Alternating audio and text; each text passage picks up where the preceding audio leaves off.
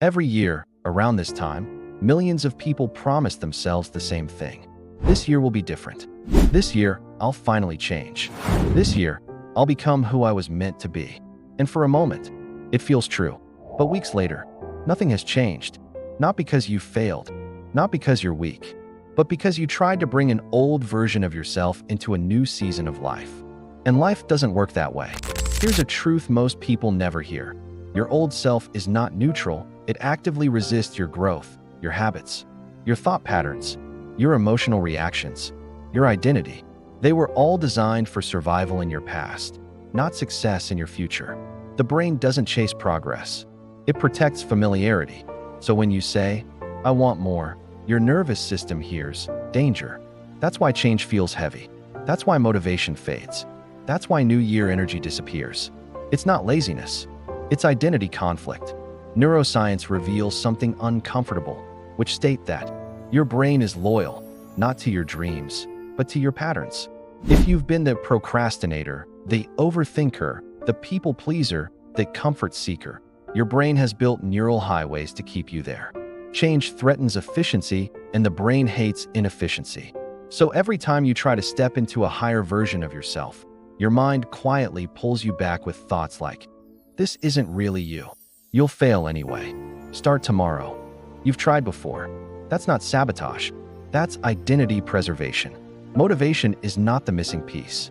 Motivation is temporary alignment between desire and emotion. But identity is permanent until rewritten. You don't rise to your goals. You fall back to who you believe you are.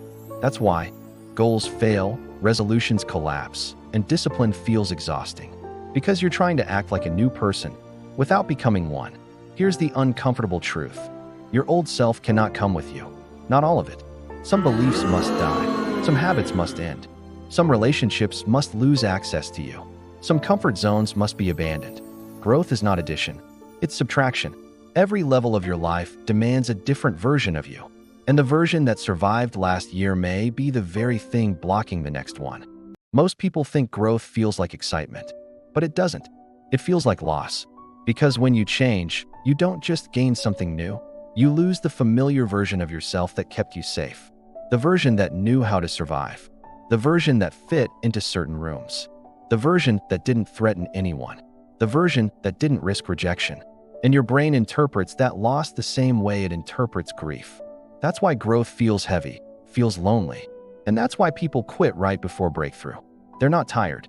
They're mourning an identity they haven't fully let go of. Stagnation isn't always painful. Sometimes it's comfortable. Being stuck gives you predictability, familiar excuses, emotional safety, a known identity. When you stay the same, no one questions you. No one expects more. No one is threatened. But comfort has a cost.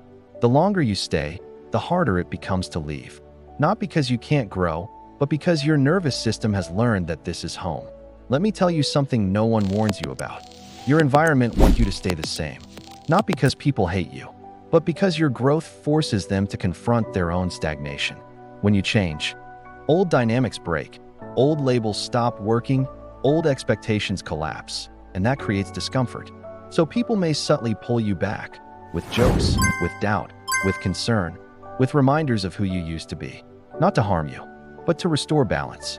There's a phase no one prepares you for. You are no longer who you were, but not yet who you're becoming.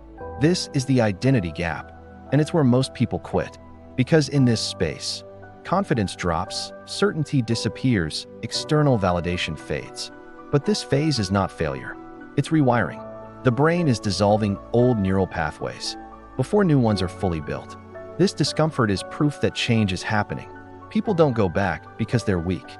They go back because familiar pain feels safer than unfamiliar growth.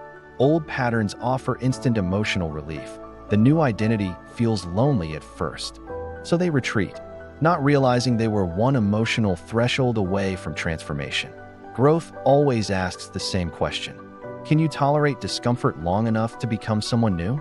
Most people answer no, not because they can't, but because no one taught them how. Most people try to change by force.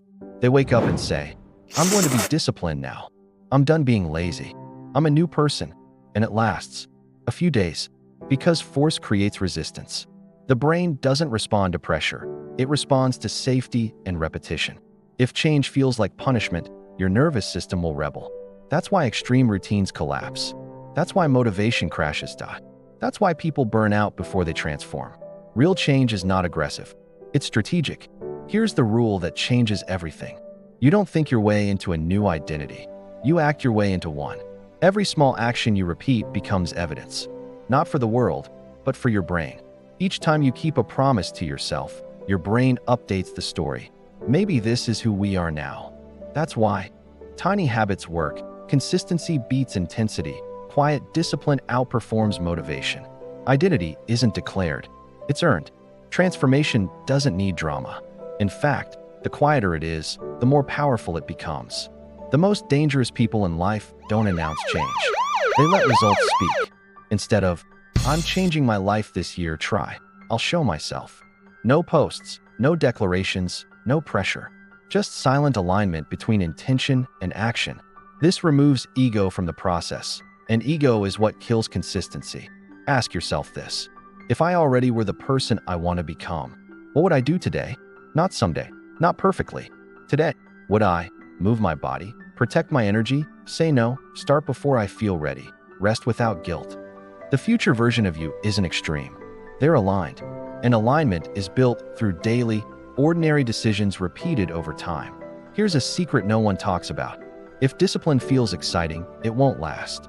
Real discipline feels neutral, calm, predictable, and slightly boring, because boring means safe and safety allows repetition. The brain doesn't resist routines that don't threaten it. That's why boring habits outperform hype routines, survive bad days, and compound quietly. Boring discipline builds extraordinary lives. There comes a moment, subtle but powerful, when you stop trying to be someone new and start acting naturally as them. You don't celebrate it. You don't announce it. You just notice, "I don't fight myself anymore." That's when identity has shifted, not because life got easier, but because you became stronger, calmer, and more aligned. There comes a moment in every real transformation when you stop negotiating with who you used to be. No more. "I'll start next week. I'll try again later. I'll change when things calm down." You realize something quietly powerful. Your old self has already taken enough time from you. Not in a dramatic way, not with anger, but with certainty. You stop asking for permission and start acting from decision. This is the threshold. Movies taught us that endings are dramatic. Real life is different, and real closure is silent.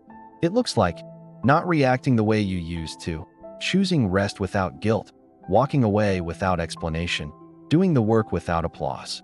No one claps, no one notices, but something inside you settles. And for the first time in a long time, you feel aligned. Here's the truth most people miss. Time doesn't change you. Calendars don't reset you, and New Year's don't transform you. You do. The year is just a mirror. If you bring the same identity into it, it will reflect the same results. But if you cross the threshold, if you leave behind the patterns, beliefs, and comforts that no longer fit, the year has no choice but to respond differently. After the old self fades, something strange happens. Life doesn't suddenly become easy, but it becomes clear. You stop overthinking every move, waiting for motivation, looking for validation, and fighting yourself. You move with quiet confidence, not because you know everything, but because you trust yourself. And trust is the real foundation of progress. Ask yourself this, honestly, if nothing changes inside you, where will you be this time next year? Same habits? Same frustrations? Same promises? Now ask the harder question.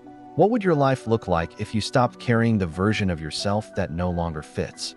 That decision is available right now, not tomorrow, not next year. Now, you don't need to announce your transformation. You don't need to prove it.